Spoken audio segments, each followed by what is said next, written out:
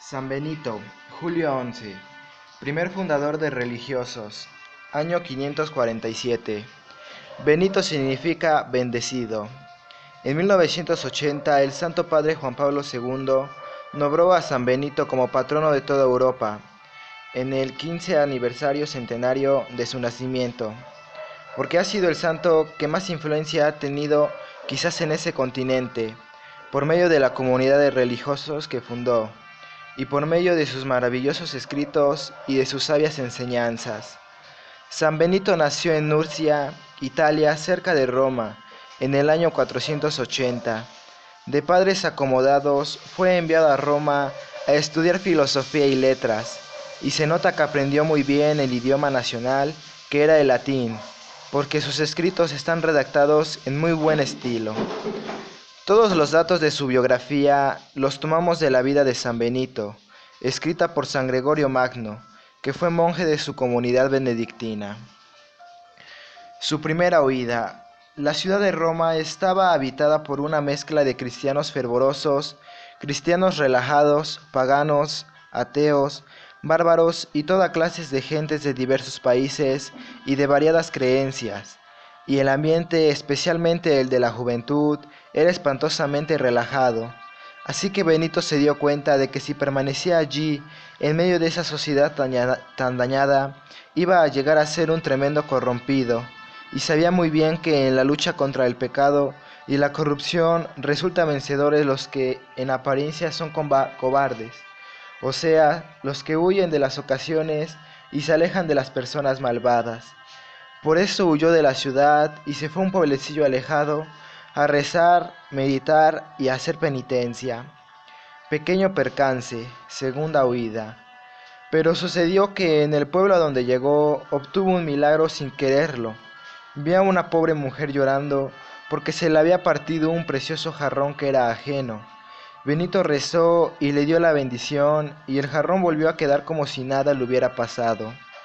Esto conmovió mucho a las gentes del pueblo y empezaron a venerarlo como un santo. Entonces tuvo que salir huyendo hacia más lejos. Subiaco, principios heroicos. Se fue hacia una región totalmente deshabitada y en un sitio llamado Subiaco, que significa debajo del lago, porque había cuevas debajo del agua. Se retiró a vivir en una roca, rodeada de malezas y de espinos, y a donde era dificilísimo subir. Un monje que vivía por los alrededores lo instruyó acerca de cómo ser un buen religioso y le llevaba un pan cada día, el cual amarraba a un cable que Benito tiraba desde arriba. Su barba y su cabellera crecieron de tal manera y su piel se volvió tan morena en aquella roca que un día unos pastores que buscaban unas cabras, al encontrarlo creyeron que era una fiera. Mas luego al oírle hablar se quedaron maravillados de los buenos consejos que sabía dar. Contaron la noticia y mucha gente empezó a visitarlo para pedirle que le aconsejara y enseñara. Superior contra su voluntad. Y sucedió que otros hombres, cansados de la corrupción de la ciudad, se fueron a esos sitios deshabitados a rezar y a hacer penitencia, y al darse cuenta de la gran santidad de Benito, aunque él era más joven que los otros, le rogaron que hiciera de superior de todos ellos. El santo no quería, porque sabía que varios de ellos eran gente difícil de gobernar, y porque personalmente era muy exigente con lo que quería con los que querían llegar a la santidad, y sospechaba que no le iban a hacer caso. Pero tanto le rogaron que al fin aceptó el cargo de superior.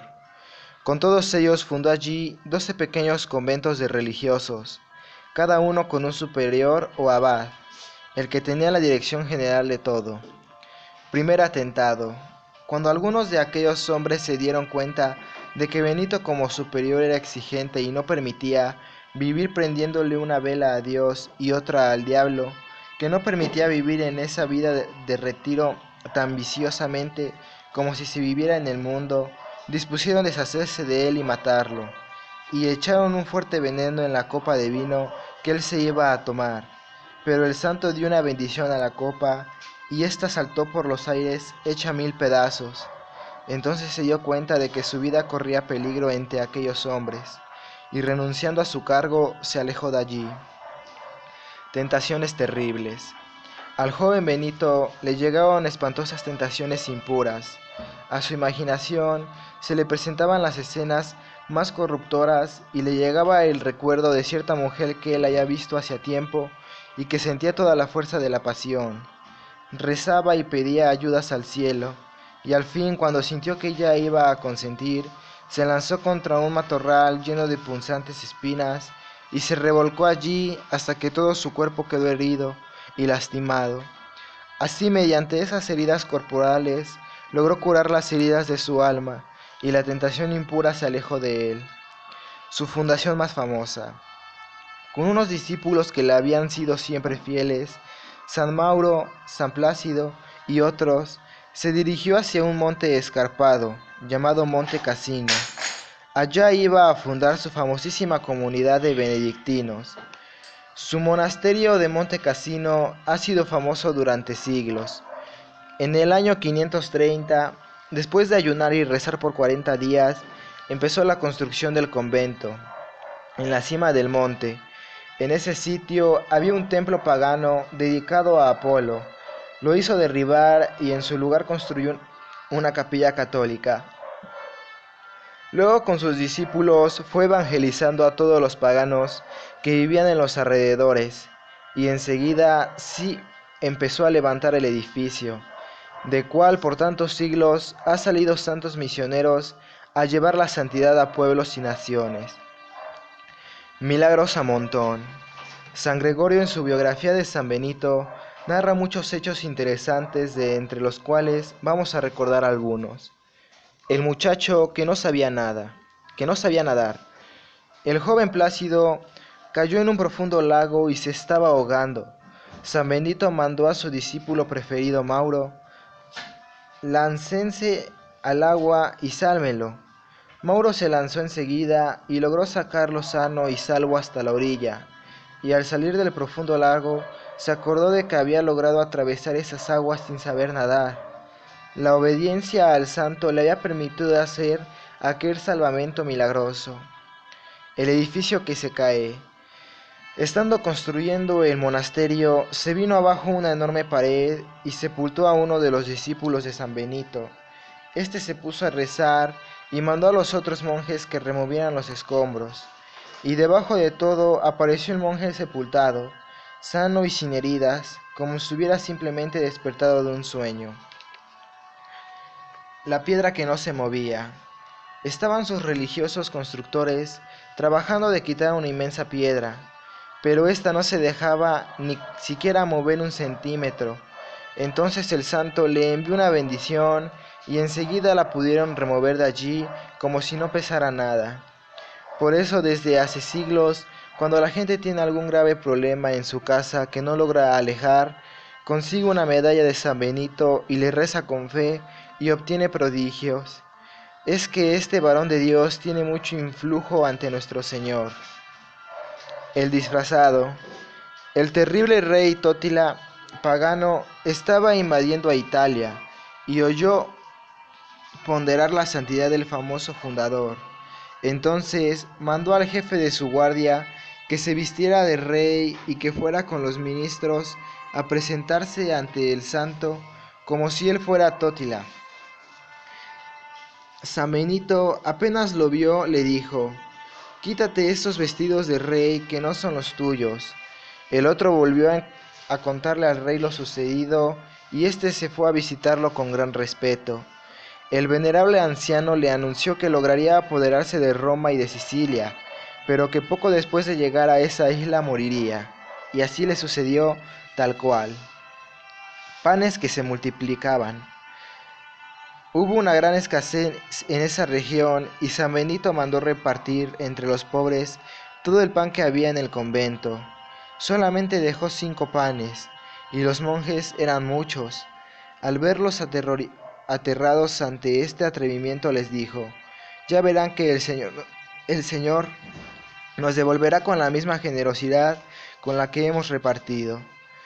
A la mañana siguiente llegaron a las puertas del monasterio 200 bultos de harina y nunca se supo quién los envió. Muertes anunciadas. Un día exclamó: se murió mi amigo el obispo de Capua, porque, porque vi que subía al cielo un bello globo luminoso. Al día siguiente vinieron a traer la noticia de la muerte del obispo. Otro día vio que salía volando hacia el cielo una blanquísima paloma y exclamó: seguramente se murió mi hermana Escolástica. Los monjes fueron a averiguar y sí, en efecto, acaba de morir tan santa mujer. El que había anunciado la muerte de otros supo también que se aproximaba su propia muerte, y mandó a unos religiosos a excavar en el suelo su sepultura. Durante 6 días haciéndola, y apenas la terminaron, empezó él a sentir las altísimas fiebres y poco después murió. Como era un día de la vida de San Benito, se levantaba a las 2 de la madrugada a rezar los salmos, pasaba horas y horas rezando y meditando, jamás comía carne, dedicaba bastantes horas al trabajo manual, y logró que sus seguidores se convencieran de que el trabajo no es un rebajarse, sino un ser útil para la sociedad y un modo de imitar a Jesucristo, que fue un gran trabajador, y hasta un método muy bueno para alejar tentaciones. Ayunaba cada día y su desayuno lo tomaba en las horas de la tarde. La mañana la pasaba sin comer ni beber. Atendía a todos los que le iban a hacer consultas espirituales, que eran muchos, y de vez en cuando se iba por los pueblos de los alrededores con sus monjes a predicar y a tratar de convertir a los pecadores. Su trato con todos era extremadamente amable y bien educado. Su presencia era venerable. Su reglamento famoso, la Santa Regla. Inspirado por Dios, escribió nuestro santo un reglamento para sus monjes que llamó Santa Regla. Es un documento que se ha hecho famoso en todo el mundo y en el cual se han basado los reglamentos de todas las demás comunidades religiosas en la Iglesia Católica. Allí recomienda ciertos detalles como estos. La primera virtud que necesita un religioso después de la caridad es la humildad. La casa de Dios es para rezar y no para charlar. Todo superior debe esforzarse por ser amable con un padre bondadoso. El ecónomo o el que administra el dinero no debe humillar a nadie. Nuestro lema debe ser trabajar y rezar. Cada uno debe esforzarse por ser exquisito y agradable en su trato. Cada comunidad debe ser como una buena familia donde todos se aman. Evite cada individuo todo lo que sea rústico y vulgar. Recuerde de lo que decía San Ambrosio: portarse con nobleza es una gran virtud.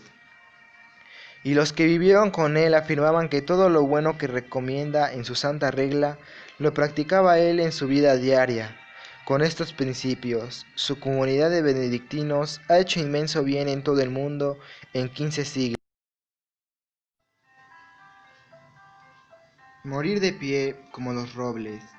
El 21 de marzo del año 543 estaba el santo en la ceremonia del Jueves Santo cuando se sintió morir.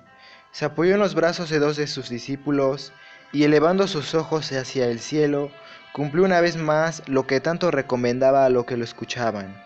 Hay que tener un deseo inmenso de ir al cielo, y lanzando un suspiro, como de quien obtiene aquello que tanto había anhelado, quedó muerto.